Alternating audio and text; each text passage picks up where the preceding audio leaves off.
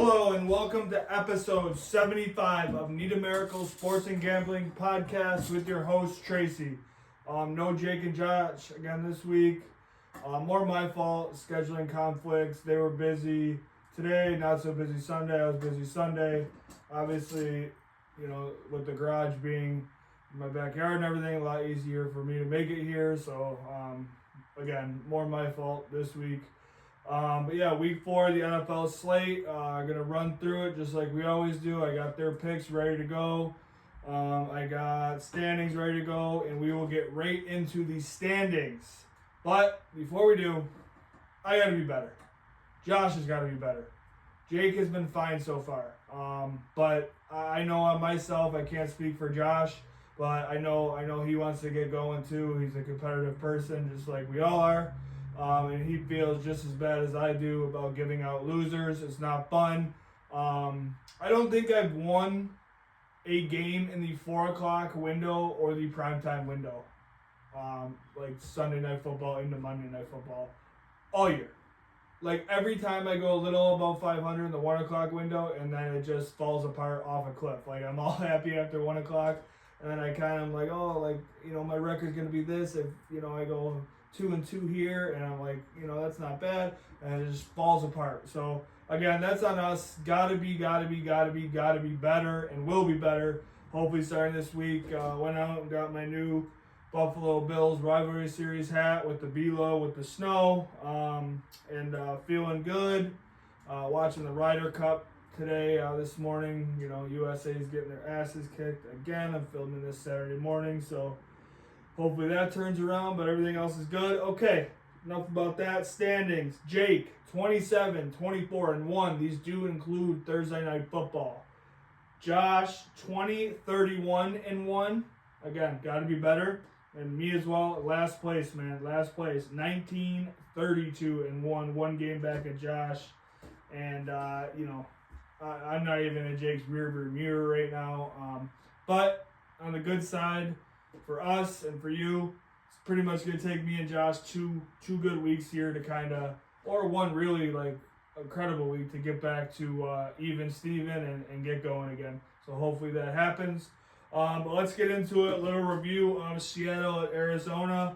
Me and Jake both taking Seattle at -1.5.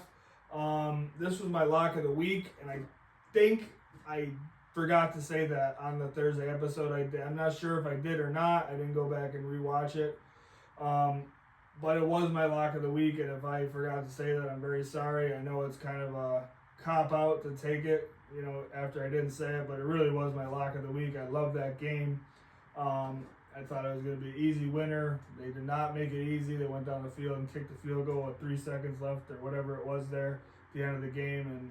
But we had Josh take Arizona, and he took the only L, and Jake upped his above 500 record even more with a Seattle victory. Yeah, it was a pretty dominant Seattle game. Some weird turnovers by Arizona. Marvin Harrison looking bad, and then he comes on late. The Trey McBride bet didn't get it done. Hit 3 out of the 5 there on my Thursday night special episode I did. Again, got to be better. I thought he'd get in the end zone. He didn't, but more just about the game. Like I said, Darnold, I think he's going to be solid. I think his stock is going up and up and up the more he gets away from the Jets and Panthers stink of those two franchises. Again, another solid performance by him. Kyler Murray, is that his fault on the Harrison throw where he's coming across the middle? I don't know, but I think Harrison kind of stopped in his route. And then the other one, a bad play again. So, you can't turn the ball over and beat a good team. I think Seattle is a good team. I think they're starting to really get a lot of momentum for people saying they're their surprise team this year, and I think they can really compete for the division title. And obviously, one of the reasons I took them here, except it got way scarier than it needed to be. But we'll take the win when we can get them, especially right now when we're hurting. Now we'll get into week 4. We are going to go first, like we always do. New Orleans at Buffalo. Buffalo getting minus 16.5. Oh, I mean, what do you do? It was 17. It's bet down 1 point. I'm taking the Bills. Hand up. You see the hat I'm wearing. You see some of the garb behind me. You see it right in front of me. Obviously, huge Bills fan here. I am 0-3 on them. So do what you will with that. My feelings on the game, I just think the Saints are bad. The bet I would love to take, and you'll never find it, maybe Kelce has it or whatever that app is that you can bet crazy things, but I don't even think they have it because it's just so out of left field. But I would like to take New Orleans backup quarterback, Tyler Show. That's the backup quarterback because I think Rattler sits on the bench here in the second half of this game to throw an interception. I would love that bet, but obviously you're not going to be able to find that anywhere. Yeah, I just like the Bills offense. I like the Bills defense to do enough. Little scary because New Orleans has been very dink and dunk this year, and I do think the Bills are susceptible. Wow, that was a tough word. To running up and wrapping up. I think that, Kamara out of the backfield could really, really, really kill them. But in the end, I think McDermott gives some looks that Rattler just isn't going to be able to handle. I think you get some sacks, some huge negative plays, some fumbles going the other way, some picks. I think it's a big turnover game for the Bills. And I think this offense is just going to absolutely decimate New Orleans. And I think, can I see 45-21, 42-20 cover, something like that. Absolutely. Where New Orleans kind of going to get their points because also you got to think about backups going in and the Bills really just kind of not playing prevent, but even though McDermott loves fucking doing that, something kind of similar to that where it's just not as, full throttle as maybe you'd like the defense to be. So can't wait to hear that on Monday. Oh, we gave up 27 to the Saints. Let's, oh my God. Anyway, let's go on here to, probably should say the other two picks. Plus 16.5 for New Orleans, and that is both Jake and Josh. Next, we got a Sunday 9 a.m. kick in Ireland. I almost said England, but I believe it is Ireland. Minnesota minus 2.5 at Pittsburgh plus 2.5. Love Minnesota here. Tough defense. That's the thing. I know Wentz is playing. It's not really about Carson Wentz in the offense. Like I said, you guys have heard it once, twice, maybe a million times with me. Kevin O'Connell is the GOAT quarterback guru. I've gotten some flack at work about it this week. Talking about Josh Jacobs was only good for a couple games and why wasn't McCarthy good and all this other stuff. But, I mean, just look at the track record. It's really, really, really good. Look what he did with Sam Darnold, all that. But anyway, yeah, I just really trust this Minnesota defense to give Aaron Rodgers some fits. Maybe you get a couple turnovers here. Pittsburgh barely beat New England last week, and New England fumbled the ball, or gave it away, I should say, 5 times last week. 5. And that was a one-possession game. So, I mean, I'm not saying that Pittsburgh's going to play just as bad or just as poorly. Pittsburgh defense came to play a little more last week, but I think they're taking a little step up in talent, obviously with Justin Jefferson across the field, who would be by far the most talented Patriots receiver right now if he was on that ball club. Yeah, just a well-coached Minnesota team overseas. I just like it. Could Pittsburgh win this game? Absolutely. They've been really up and down, but they've kind of really played some not great teams. I mean, the only good team they really play is Seattle, and they take an L. Obviously with that weird kickoff, but you're kind of weighting these teams, and I know you can't really do that because each week's different and all that, but I mean, they haven't really played a great ball club, and when they did, they lost. And the other two, they got some victories, but it wasn't all that pretty. So Minnesota's defense, like I said, that's my go-to there. Minus 2.5 here for Jake and Josh for Minnesota as well. So we've pretty sure, yep, the first 2 games here we've all been on the same. Oh no, I took Buffalo, but they all have agreed, I should say, Jake and Josh. So next, we are going to go into the 1 o'clock Sunday window. The Chargers at Giants. -6.5 for the Chargers. Jackson Dart time in New York City. Man, I love Jackson Dart. USC product. Obviously, everyone knows I'm a college football fan of USC. Jackson Dart started there some years ago. You know how these college guys stick around, and then obviously he transfers to Ole Miss with Lane Kiffin and really kind of finds more of his legs. Even though he was pretty solid at USC too, I could see it, but it just didn't work out there. So, like I said, my heart wants to go right here. Wants to go with Jackson Dart. 5 touchdowns. He's gonna bud. Not gonna happen. I just like the Chargers here, and I just like a steady diet of Omario Hampton catching the ball, running the ball. Really like a pretty safe kind of Greg Roman offensive game here where they're just pounding the rock. Really holding possession of the football and putting points up. I don't think they're going to really go up and down the field in the Giants, but I think they possess the ball enough to where the Giants offense is just going to kind of restrict itself. I don't think they're going to score. So I think I really like the under in this game too.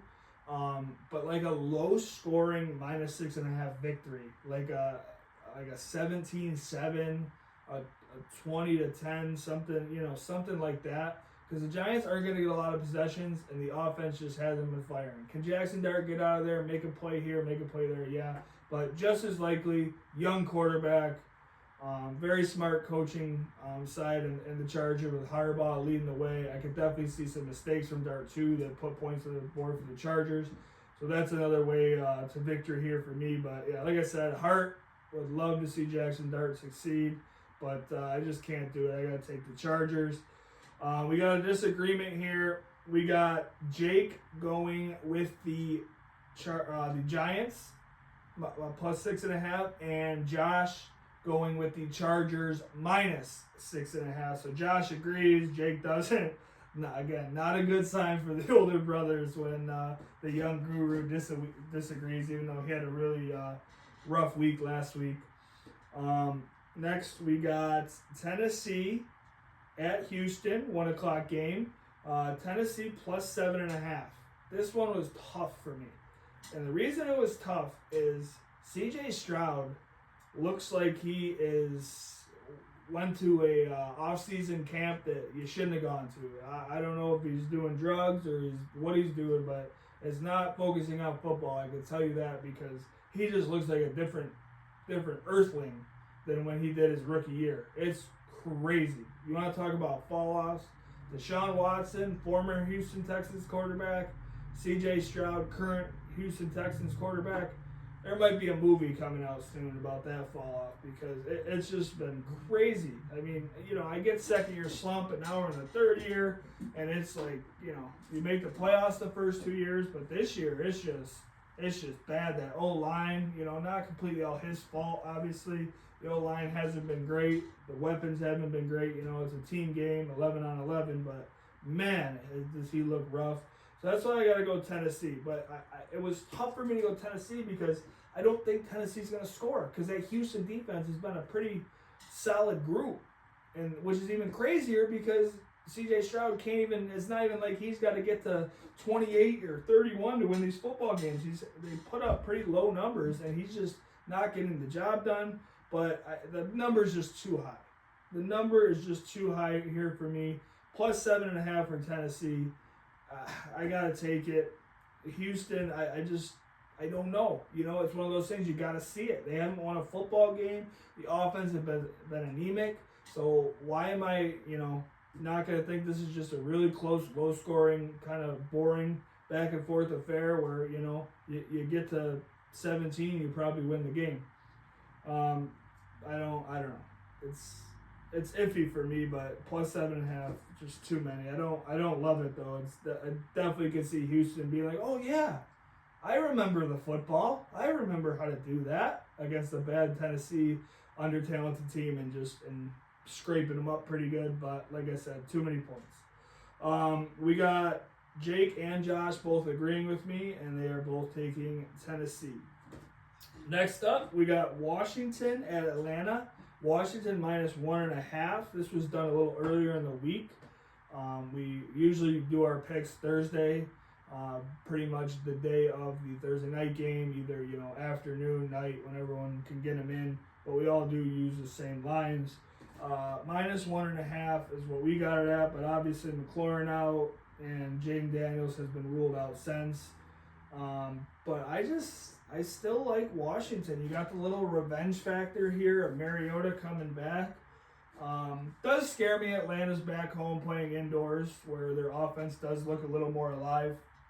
I mean, I don't know what happened last week. They lost to a pretty bad, I think everyone can notice that the Panthers have been pretty bad. 2 linemen were out for the Panthers, and they just laid the woodshed to Atlanta. So I'm off Atlanta right now. If I'm wrong, I'm wrong. You got a little spicy Marcus Mariota going in there, a little pissed off, a little revenge factor that he kind of got outed there in Atlanta pretty quickly. A little revenge game back home for him.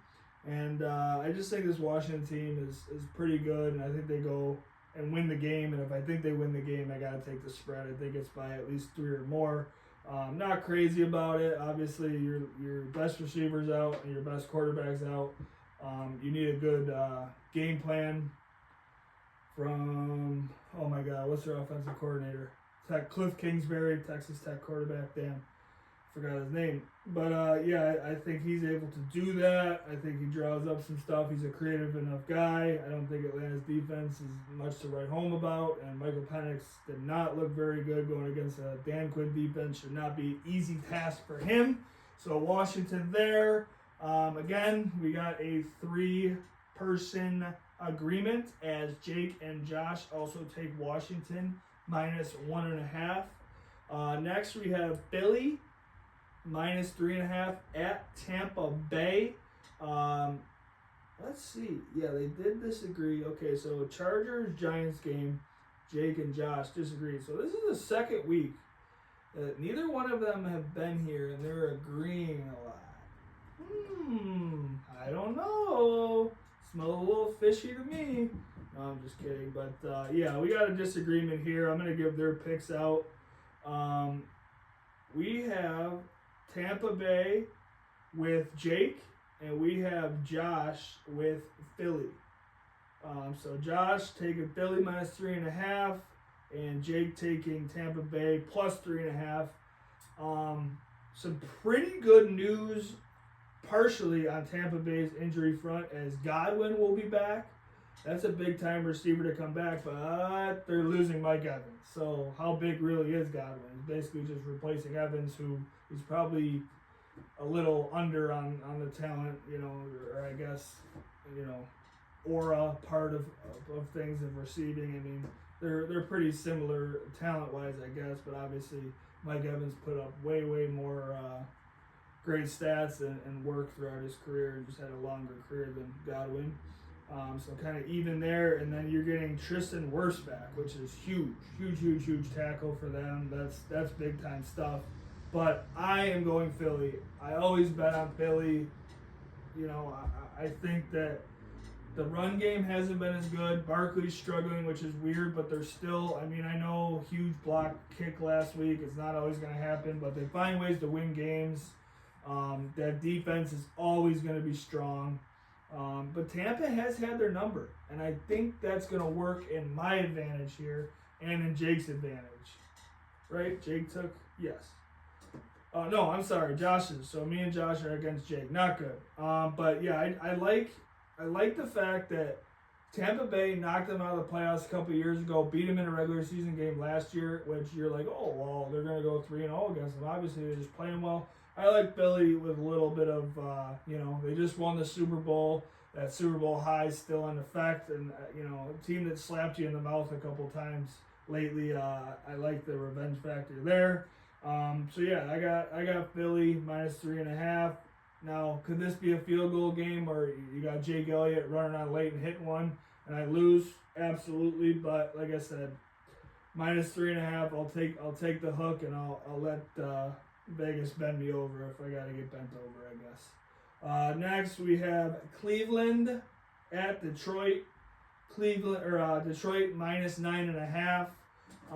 We have all three actually. We're gonna say all three of us minus 9.5 for Detroit. I just think it's plain and simple. Listen, Cleveland's not scoring.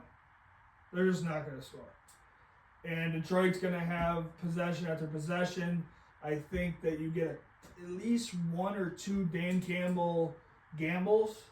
And if you can go one out of two or 1 out of 3 or 2 out of 3 on them on a 4th down gamble at like the 35 or 30 and just assure yourself more points rather than maybe, missing a field goal or, punting or whatever. I think that's going to extend the points of Detroit as well.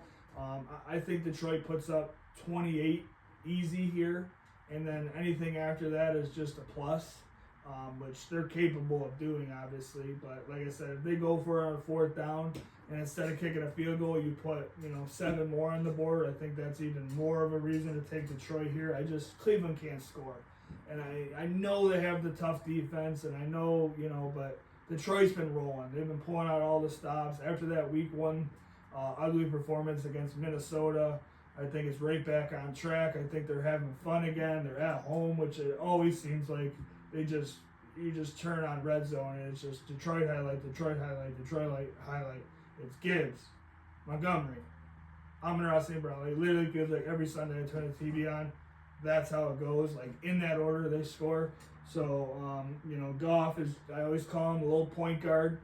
Not gonna do anything crazy. He's not gonna wow you, but he just gets it to his weapons and they do the rest. And it's actually very awesome to watch. I thought maybe Ben Johnson-Levi would hurt that a little bit.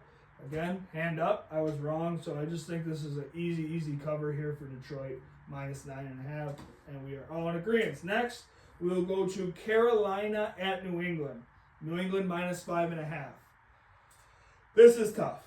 I was on the Panthers early. I thought they'd come out with a little, shock value this year and be kind of a surprise team. I know Jake has kind of thought that as well, as he mentioned a couple times, but it's been rough. This Patriots team, again, this is like how do you want to look at things? Turned the ball over 5 times last week and almost beat Pittsburgh. But it's like they turned the ball over 5 times. Do I think that's going to happen in this game? No. That's why I am taking the Patriots with the 5.5. I know it's a big number, but they're home. They need a win to kind of stay even relevant in the division race, and obviously for wild card purposes down the road, it's a big game for them. They're going to be ready. Vrabel's going to have them ready. And the Panthers on the road, I think last week we're going to see was a little bit more of an anomaly. New England's defense hasn't been good. I mean, they got a lot of talent in the offseason. I don't really know what's going on there, but I just think this is a kind of a get-right game for New England, and because of Carolina's last week performance, they're being overvalued a little bit. And I just like New England. I've kind of liked Drake May. I think he's a very talented quarterback. I like Diggs there. I like what they have on offense with the freaking running back that they're not playing, which I don't understand. But even Stevenson is a solid running back. He's not going to kill you, even though last week he did with the fumbles. But he's not an awful player by any means. He's a pretty solid NFL player.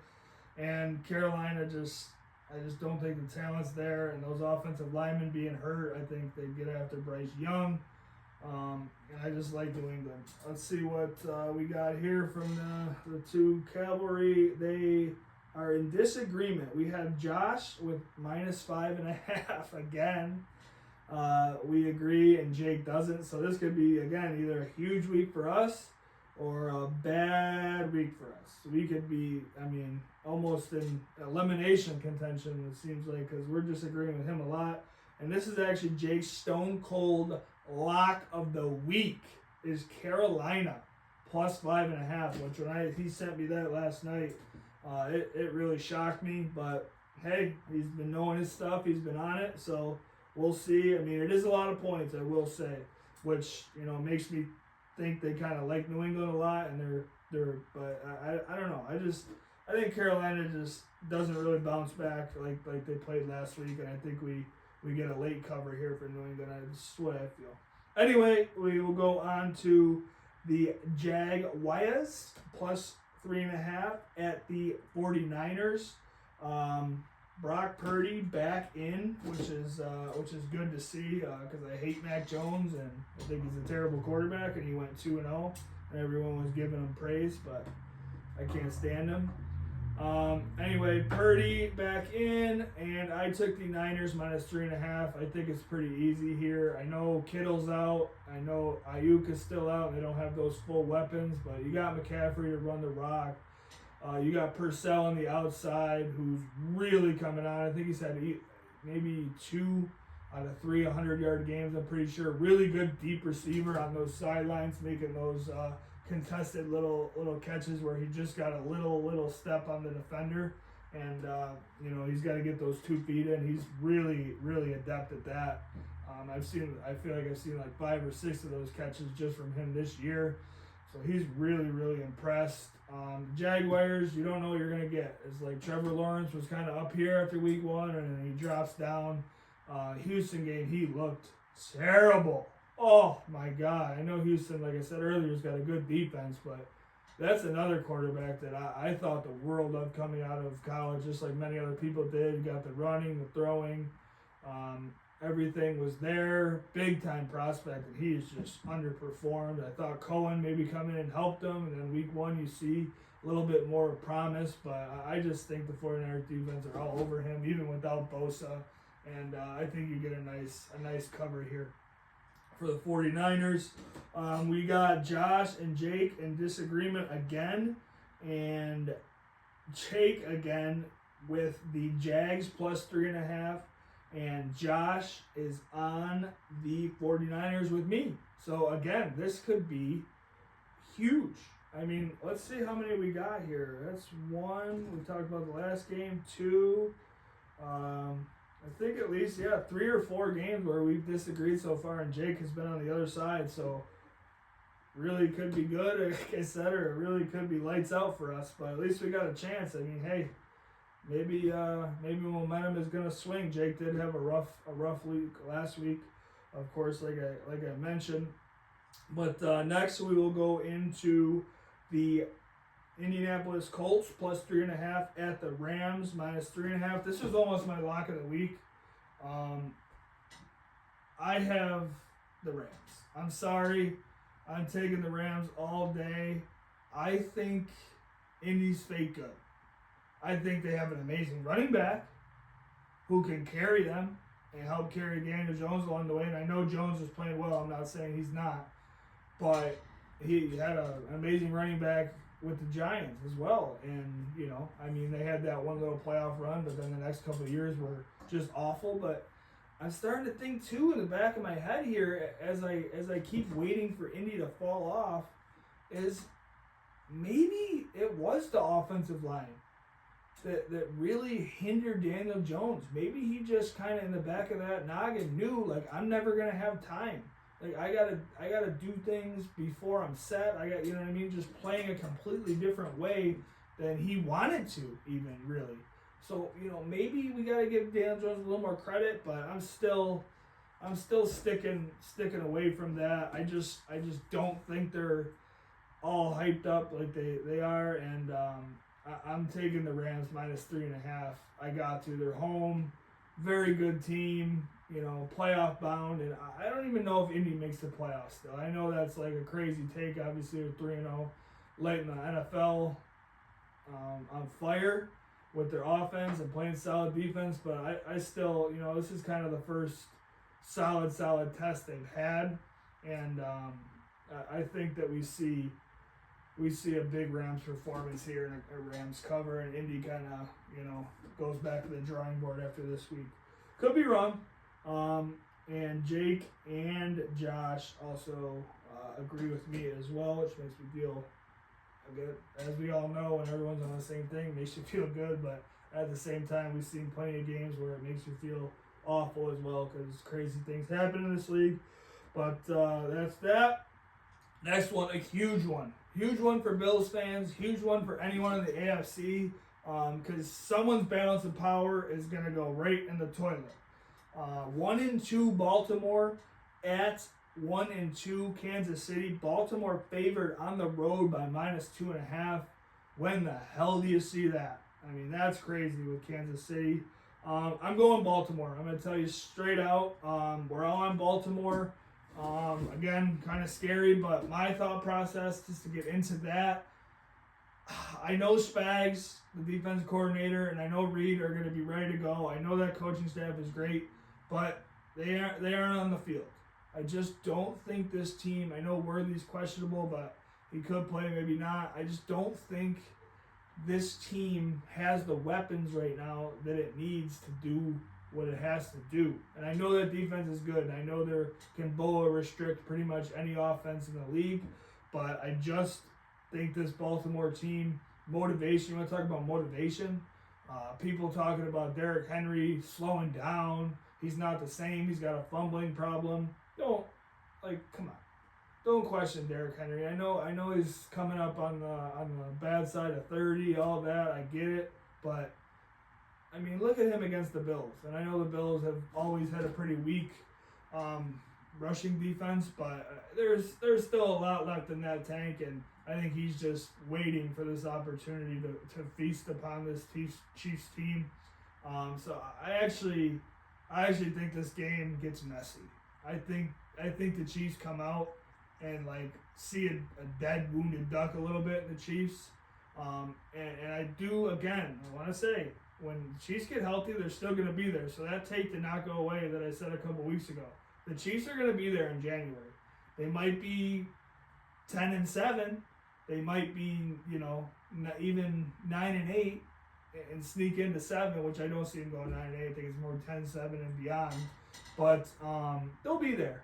But this is a wounded duck opportunity for Baltimore. And guess what? If Baltimore doesn't perform here, I'm sorry, but I know the Bills are kind of the same way, but you got to put a little fraud label on them. I know it's the regular season, but this is a huge opportunity to really go in there and poke the bear, the team that's knocked out the Bills, the team that's knocked you out of the playoffs, that's gone to the AFC Championship and the Super Bowl 9,000 times in a row. It feels like. Honestly, this era of the Chiefs, being older, obviously with Brady in New England, I was younger. It feels like it's gone on way longer than the Patriots one, even though it's obviously not true. But it's just so tiring. Taylor Swift, Mahomes, Brittany Mahomes, Jackson Mahomes, Travis Kelce, the whole thing is just so tiring. So Baltimore, who's the favorite? Go in there and rough them boys up. Make them question who they are a little bit. And I think they will. I think you see, I'm going to say a 40 spot to maybe the Chiefs not getting to 20. That's my prediction. A little bold there, but I see them roughing them up. Anyway, like I said, Josh and Jake agree. On to Chicago, -1.5 at Las Vegas, +1.5. We got me and Jake agreeing with Chicago here. I like what they did last week. Young quarterback there in Caleb Williams, so I don't think is great. I've said that many times, but still very young, learning a new system. A lot of talk about how at USC he never had to motion. He never had to do any of the stuff that he's doing in this Ben Johnson offense. So I think you could see him. Obviously, they're going to be up and downs, but get better each week in the offense itself and know where that ball's got to go, know where people got to be. I think all that inside the brain stuff is going to get easier for him each week. This Vegas team hasn't really done it for me either. I really like Pete Carroll. I thought that he was going to go there. They were going to build a really good roster and try to be good quickly because, Carroll isn't a spring chicken. And it's I figure he takes that job, and he'll have the knowledge that, hey, we're going to go out and get a couple of vets. We're going to do this. We're going to do that. But instead, you go get Geno Smith, who I think is a fine quarterback. Love the comeback story and everything like that. What did he say? Oh, my God. What was the quote he said? I can't remember. Something about calling and he answered or whatever. I can't remember what it was off the top of my head right now. I'll spend 10 minutes thinking about it, so I can't do that in the middle of a show. But, solid quarterback, but hasn't really done it this year in a new place. Hasn't really found his legs like Darnold has in his place, Seattle.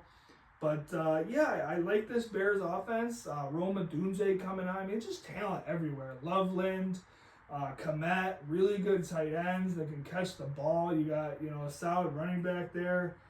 Weapons everywhere, and I just like them to score, and I don't know what Vegas is really doing and where they're at. So -1.5. I mean, basically, win the bet if you win the game, and I think Chicago comes and really kind of starts to get things going. I think Ben Johnson is a great offensive mind, and I think they win pretty handily here. I know they roughed up an awful Dallas defense. We'll get into them. Holy shit, we'll get into them. They're next. But, Chicago for me, Chicago for Jake, and Solo Dolo is Josh with the Vegas Raiders. He had a couple weird ones, and that's this. I'd like to have him standing here next to me to defend himself a little bit. A little rough taking shots at him when he's not here. No, it's not. I don't give a fuck. I think that's a terrible pick taking Vegas. And I thought Arizona was awful too, but he almost pulled a. And I texted him and I said, if Arizona wins, everything is on Seattle. Seattle's beaten them 7 times in a row. Seattle's just a way better team. They're rolling right now. And Arizona goes in there and wins. I told him you're a piece of shit. So good thing it didn't happen. It almost did.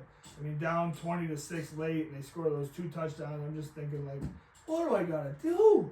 What do I gotta do to get even a win? But ended up pulling through. Vegas and Arizona were both pretty fishy bets to me. Maybe he's here next week and he can. We'll ask him about it. Next we got Green Bay -6.5 at Dallas. This is the big one. I think obviously Kansas City, Baltimore, better game. Means more talented teams involved. We're talking about both of them as a whole. But this is like the game of the week, obviously, because of the whole Micah Parsons saga. And obviously getting traded to Green Bay for a first and then Kenny Clark. So, interesting storyline-wise. Don't think the game's very interesting, though. I just think Green Bay, they're going to be a little angry with how they played against Cleveland, a very good defense. And Dallas, whatever Cleveland's defense is, Dallas is the opposite. Kaiir Elam, I think he tries to get beat by 10 yards of play. Honestly, holy shit, thank God he's out of Buffalo. I mean, I don't ever root against anyone. I was pretty happy when they drafted him. He had the story, his uncle's in the NFL, played the same position. I thought he'd be solid, but I don't know. They took a gamble there, the Bills. And man, oh man, thank God it's someone else's problem because he is terrible. That whole secondary. Guys are just running free. It's not even like, oh, they're getting, because they week 1 they played pretty good against Philly with the run. It's not like they're getting bullied or anything like that. Like, it's just like you're not covering. Like, you're not staying home on your assignments. You're not reading what you're seeing from the safety position, play action, and the flea flickers and all that are working. I know Aqib Talib said it's an elementary school play. You learn that when you're 6, 7, 8 years old at a flea flicker, and you got guys from the Cowboys flying up trying to make a play. And I get it, you're trying to make a play, but like their communication hasn't been good. That whole defense has just been awful. And I just think this is Green Bay all the way. I think Dak better take an ice bath before, during, and after the game because I think Parsons is coming, and it's going to be at Dallas. Oh, I don't like the Cowboys. I'm going to admit it. You know what I mean? I'm going to admit it. I don't really like the Cowboys. I don't think a lot of people really like the Cowboys. And just hearing that fan base, how quiet it's going to be in there, and fucking, you got Parsons coming through with 2 or 3. You know it's going to happen. He's going to get to the quarterback. God's will. He's going to get to that quarterback. He's going to put him on his ass. It's going to be so nice. Like, I'm going to watch it a couple times later that night on the highlight reel. But yeah, I got Green Bay. And again, I don't know what the hell's going on here. Jake has Dallas +6.5. I mean, God bless him. Hey, he thinks it's going to be close somehow. That's great. Maybe he thinks Dallas is, going to keep the pace offensively. I don't know how. CeeDee Lamb's out, the best receiver. Pickens, big name. But, Pickens great as a 2 with CeeDee Lamb. Pickens as a 1, it's kind of like T. Higgins territory to me, and he hasn't even proven it as much as T. Higgins in this league. So I don't really like that for Dallas as far as scoring points, and I think they're going to be throwing the ball because I think that Green Bay is going to be able to kind of light up that Dallas defense, and I don't know. I don't know how Dallas scores points, and I don't think they can stop them unless Green Bay stops himself, which, if that's the case, then hey, that's my fault for betting on Green Bay. Next, we got New York Jets. I feel bad for the Jets, man. I do. And kind of the Dolphins, even though Dolphins fans are kind of more dickheadish than Dolphins fan or than Jets fans. You think that'd be the other way around with the whole New York City ego thing, but I actually hate Dolphins fans more than I hate Jets fans. I mean, you can't really talk shit when you just are a train wreck year after year after year. I feel like they have a moment each year where like you can just like it's just embarrassing, like demoralizing to the franchise type embarrassing, like the butt fumble, the Adam Gase, like when he did the floaty eyes thing and just looked super confused in his press conference, just like little stuff like that always happens to them. Then this year you got Aaron Glenn on the punt return, rightfully so, show emotion. I'm not saying he did anything wrong, but you look at the clock, it's like a minute 25 left. It's like, oh yeah, they got Baker Mayfield, bro. They're probably gonna go out and kick a field goal. Exactly what happens. They lose that game. But yeah, I feel bad for the Jets. We got a little disagreement here. Plus 2.5, Jake and Josh both on the Jets, which, you know, I can see that. And the case I can make for that is, I think one of these days, one of these weeks, if Miami gets down like they did in that Colts game, I think it's quitting time. I think we're you know, putting our feet on ice. We're getting ready for, you know, our plans later that night when we fly back home. I think they quit. But in saying that, I think McDaniels knows his job is on the line each and every week. I think that playbook is going to be at absolute full tilt disposal. And I think they score in this game. And again, Justin Fields looked really bad against the Bills. Looked really good against the Steelers, but he's coming off a concussion, coming off just an awful performance. So I'm going to take Miami. I just think that they're playing for everything right now, but I do see a little bit of the Jets playing harder than the Dolphins, and maybe you get a Dolphins team that just quits one of these weeks. So I don't hate the Jets pick. I'm not like 1,000% like gung-ho on Miami. Like it'd probably be way down on my list of like, oh, I like that, you know, almost actually dead bottom. And you know what, honestly, give ESPN some ratings, but just turn this game on, turn the sound on, and close your eyes, because it's going to be disgusting. Anyway, on to Cincinnati at Denver. Cincinnati, sorry, I wrote it on a different sheet here. Got to move the eyes over. Cincinnati is getting plus 7.5, ton of points. Josh is on the Broncos, and so am I. And Jake is on Cincinnati. Like I said, a lot of points, but Denver's got to break out here. They got to get going. They're supposed to be AFC West contenders. Supposed to be, you know, 7 seed. They snuck into the playoffs last year. Supposed to take that another step. Bo Nix isn't doing it. He's got Sean Payton. I thought that would kind of help him over that little hump. It hasn't. I want to say, you know, it's coming. That defense is so solid. Browning is going to have a hell of a time throwing against Sertan and them boys. The Benito and the pass rush is going to get after him with that bad Cincinnati secondary. So again, much like I think, what did I say was a little bit of a get-right game? New England and Carolina. I think that this is a get-right game for the Broncos. I think you turn over Jake Browning. I think you put him on his ass a couple times. And they're not going to really be throwing. I know they got Chase, but, you know, Sertan really cancels him out in my mind, at least a little bit. I mean, he's Jamar Chase. He's going to put up numbers. Might get a touchdown, maybe 80 yards, but it's not going to, like, kill you. It's not going to be, like, 220 and 3 touchdowns type of performance. And I like this Broncos defense to also score, find their legs a little bit against the not-so-great Cincy defense. So minus 7.5 is what I'm taking. And that's going to do it. Like I said, Josh takes the Broncos and Jake takes Cincy. Both those games are going to be Monday night. The Jets and Miami won. Cincy at Broncos, also Monday night, and then Sunday night football, Green Bay at Detroit. I didn't really mention that as I went through it. I kind of just remembered that, so that's that. But that's it for the picks. Like I said, one more thing. Devon Val is Jake's touchdown scorer. Josh was, at the time of recording, not able to give me a lock of the week of a touchdown scorer. No big deal there. Just get back on track next week with that. We don't really, I mean, we kind of should, but we don't really do tracking of locks of the week. We just kind of say, like, giving our viewers, hey, this is our favorite game. If you're going to bet a game, do that. That's kind of what more of that's for. Touchdown scorer for me is going to be an interesting one. And it's going to be Jackson Hawes again. And I don't know, he scored last time. And I don't know if he's going to be on the books. I haven't checked, but he's been any other last couple weeks.